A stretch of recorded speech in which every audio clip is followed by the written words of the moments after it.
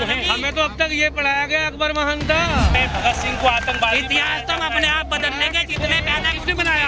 पहले दबे आपके जो सपने हैं जी बीजेपी ने पूरे नहीं, सपना नहीं है, साकार करना है। महान हम किसी से भी पूरा करवा सके। तार दे बीजेपी को, कांग्रेस खुला, सपा खुला। अब हिंदू जिसमें दम होगा, हिंदू जाग गया है अपने। वही देश में राज करेगा, हिंदू की बात करेगा, वही देश में राज करेगा।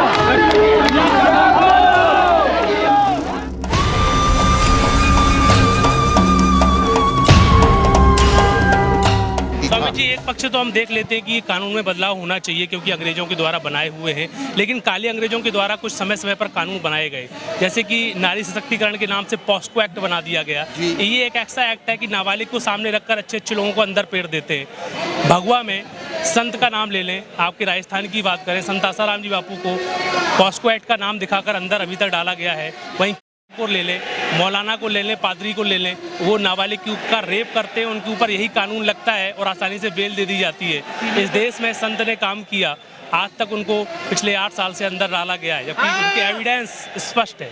तो ये केवल और केवल राजनीतिक तुष्टीकरण है। राजनीतिक लाभ के लिए जो सच्चाई को उगलता है, उनके साथ आज भी यही हो रहा है। आज भी वो लोग बख्शे नहीं जा रहे हैं जो सच्चे धर्म की बात करते हैं, सच्चे राष्ट्र की बात करते हैं, जो सच्ची हमारी वैदिक शिक्षा की बात करते हैं, उनके ऊपर भी यही पॉस्को एक्ट लगाकर उनको भी तंग किया जा रहा है। जैसे कांग्रेस ने पॉस्को एक्ट बनाया, तो क्या स्वामी जी जिस तरीके से यहाँ बात की गई, अंग्रेजों के द्वारा बनाए हुए कानून, काले अंग्रेजों के द्वारा बनाए हुए कानून भी क्या बदलने चाहिए? क्या लगता बिल्कुल बदलने चाहिए, 100% बदलने चाहिए और तुरंत बदलने चाहिए। इसमें अगर जितनी देर होगी, उसमें अच्छे भले धर्मात्मा लोग फंसते चले जाएंगे और उनका कोई अस्तित्व कायम नहीं रहेगा और लोग डरने से उस कानूनों का विरोध नहीं कर पाएंगे। इसलिए धन्यवाद देता हूं इन लोगों को जिन्होंने इन कानूनों को विरोध करने के लिए सारे देश से ये राष्ट्रभक्त इकट्ठे किए हैं, ये धर्मात्मा लोग इकट्ठे किए हैं। स्वामी जी, एक सवाल हम और आपसे अंतिम पूछना चाहते हैं कि यहाँ पर जो भीड़ तादाद में देखी जा रही है, बहुत कम देखी जा रही है। वहीं अगर हम क्रिकेट की आवाज़ सुन लें, यहाँ पर हम कोई गेम चल रहा हो, मैच चल रहा हो, तो वहाँ पर भी बहुत सारे लोग इकट्ठे हो जाते हैं 11 लोगों को देखने के लिए। इसलिए तो ना कम है। लेकिन यहाँ पर लोग आना चाहिए जिस तरीके से वो नहीं है। अच्छे लोगों की हमेशा से संख्या कम रही है। जिस प्रकार से जंगलों में शेरों की संख्या कम है, लेकिन एक शेर के लिए जंगल के लिए काफ़ी होता है। अच्छे आदमी गांव में 5 ही काफ़ी होते हैं, शहर में 50 ही काफ़ी होते हैं। सारे लोग जो है हमारी संस्कृति के कारण आज डरे हुए हैं, सहमे हुए हैं, अपने अस्तित्व को खोए हुए हैं। वो इस आवाज़ को एकदम सुनने से नहीं आ सकता, लेकिन हम प्रयास करेंगे। तो मुझे स्वामी चेतनानंद कहते हैं, मैं वैदिक आश्रम राजस्थान से हूँ, अलवर मेरा जिला है और मैं आर्य समाज महर्षि दयानंद का अनुयायी होकर गांव-गांव में जाकर प्रचार करता हूँ इस संस्कृति को बचाने के लिए, राष्ट्र की धरोहर धर्म को बचाने के लिए। और मेरा अभियान मैंने भी सुना, पिछले महीनों से इन वाक्यों को सुन रहा था, तो आज मैं यहाँ 8:30 बजे ही आ चुका और इन सब लोगों के सहयोग को देखकर, इनकी भावनाओं को देखकर मैं गदगद हो रहा हूँ। मैं तो ये बोलना चाहता, कहते ना भीड़ कम है, क्रिकेट में ज़्यादा आ जाती, नाचने गाने में ज़्यादा आ जाती।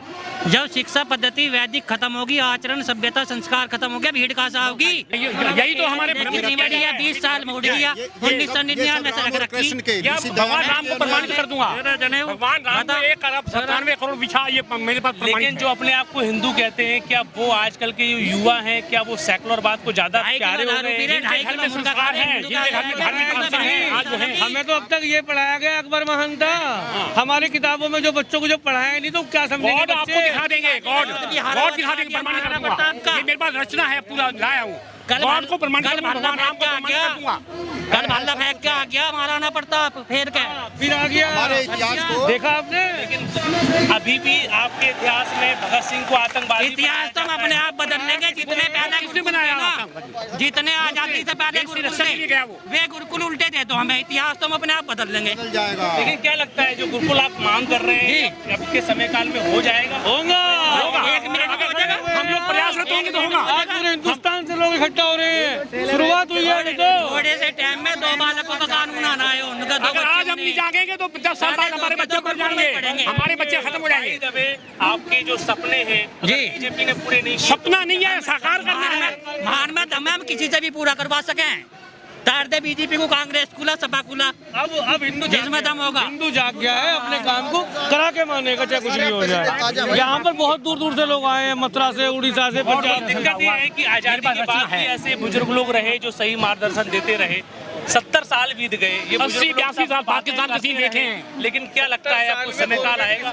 सुनो, सच्चाई का अच्छाई का कभी बीज नष्ट नहीं होता है। बहुत बढ़िया महाराज जी, जय हो। झूठ को आज- प्रमाणित करने के लिए संभव है, आज ये काले सत्य को प्रमाणित करने के लिए असंभव है। आज सत्य काले को कानूनों सुनता की कोई नहीं गिरफ्त है। की वजह से सबके लिए सब बहरे गुंगे हो रहे अच्छे हैं। लोग सामने नहीं आ पा रहे हैं, क्योंकि उनकी कोई सुनने वाला नहीं है। मैं तो पुनः पुनः धन्यवाद देता हूं परमात्मा को और इन ऐसे राष्ट्रभक्तों को जिन्होंने ये इतने हजारों की संख्या में युवकों को, वृद्धों को, महिलाओं को, बच्चे और बच्चियों को यहाँ आकर्षण के द्वारा, वो कौन सा आकर्षण, वो राष्ट्र बचाओ आंदोलन। हमारा राष्ट्र बचेगा तो धर्म बचेगा, धर्म बचेगा तो हमारी संस्कृति बचेगी, संस्कृति बचेगी हमारी संस्कार बचेंगे, और संस्कार बचेंगे तो हमारी संतान बचेगी। हमारे बच्चों को हमारा परिवेश पास होगा। कुछ भी नहीं होगा। थोड़ा बताइए और क्या आपकी विचारधारा है? विचारधारा कुछ नहीं है, विचारधारा बता दी है, बताइए, चेहरा मास्क उतार के बताओ। क्या लगता है युवाओं को आप क्या संदेश देना चाहेंगे? संदेश हमने दे रखा है, हम अपने आप जो हमें करना कर लेंगे। लेकिन अब क्या है, आपकी प्यार से धारणाएं बन गई हैं। हम चाहते हैं लैंग्वेज धर्म का ऐसी है। प्रचार होना चाहिए, हमारे बच्चों को संस्कार आने चाहिए। गाँव की भाषा ऐसी है। हमारे बस की नहीं, लाड महकाने वाली नहीं, देखो जी, दोनों तरफ प्यार कंप्रोमाइज करना पड़ता है, कंप्रोमाइज से काम होता है। दोस्तों यहाँ पर बड़ी बातें हमारा ये आता है कि जनता ही समाज में नेताओं को खड़ा करती है। बिल्कुल करती है। लेकिन 70 साल जनता से ही आप उतारती सपने है। देखते चले आ रहे हैं, हाँ। लेकिन सपने में पानी हमेशा फिरते रहे हैं। हाँ। तो क्या जनता अपना अस्तित्व कब समझेगी? जनता अस्तित्व समझने को ही तो यहाँ आई है। जब हमारा राष्ट्र नेता जो देश की, जो संस्कृति की बात करने के लिए आगे आया है, तो ये जनता भी उसके पीछे है। अब जनता जाग चुकी है और रही सुई सोई हुई जनता को ये सारा का सारा सैलाब जो चल रहा है, ये गांव-गांव, ढाणी-ढाणी, शहर-शहर जाकर जगाने का काम करेगा तो राष्ट्र बचेगा। और ये जाकर सो गए तो फिर कुछ नहीं बचेगा। मदन मोहन मालवीय जी ने एक बात कही थी, जहाँ से जागने की शुरुआत होती है, मैं आपके बीच में रख देता हूँ। जब ये देश के राष्ट्रभक्त, जिनको हम राम कहते हैं, कृष्ण कहते हैं, हनुमान कहते हैं, उनके वंशज, ऋषि और मुनियों की संतान जब ये आगे आगे चलती है, जब ये दौड़ती है, तो ये हिंदू समाज के लोग ये पीछे पीछे चलते हैं। जब वो लोग खड़े हो जाते हैं तो ये लोग बैठ जाते हैं, और ये लोग जो बैठ जाते हैं तो वो लोग सो जाते हैं, और सोए हुए लोग को जगाना हमारा काम है। आर्य समाज ऋषि दयानंद का मिशन यही काम कर रहा है। इन हिंदुओं के अंदर वो शक्ति है, इन सनातनियों के अंदर वो भक्ति है, इनके अंदर वो ओज है, वो तेज है, वो बल है, वो बुद्धि है। ये अगर उसको समझ जाएं तो हनुमान की तरह जाकर सीता को तुरंत लाकर पता लगा सकते हैं। आज वो समय आ चुका है। आप ये बताइए, सर शब्द का अर्थ क्या है, सिस्टर शब्द क्या है, सन ऑफ क्या है, वाइफ ऑफ क्या है, इसका अर्थ कोई नहीं जानता। सारा हिंदू धर्म का कानून इसी में दिखा देंगे। और बताइए सर, मैं बता दूंगा व्याकरण की आवश्यकता सर का मतलब क्या है? नहीं, क्यों नहीं है? इंग्लिश किसने बनाई है? इंग्लिश किसने बनाई है? कोई भी विश्व की चीज बिना पैरों के, बिना पैसे के, बिना जल के, बिना वायु के, बिना ज्ञान के नहीं चल सकती। पूरी रचना दिखा देंगे। इंग्लिश उन्हीं देशों में ज्यादा शुरू में चलती रही आजादी वो के बाद। हमारी ये 16 देश रहे। हमारी चीज ले गए वो। 16 देश गुलाम रहे हैं। इंग्लिश हमारी भाषा भी है, आपने सही मर्ज को हमारी पकड़ा है। भाषा ही है, इंग्लिश के साथ जुड़ी हुई परिचय है। जानना चाहता हूँ, आपका परिचय थोड़ा क्या? नाम बता दीजिए। जितेंद्र शर्मा, कहाँ से आए आप? मेरठ। आप कहाँ से आए? मैं डॉक्टर अंडी लखा, उत्तराखंड नैनीताल से, रुद्रपुर। आप कहाँ से आए? मास्टर राजगपुर हरियाणा झज्जर। आप कहाँ से आए? हरियाणा भिवानी से। क्या करते हैं आप? मेरे शीशे की दुकान है, ग्लास।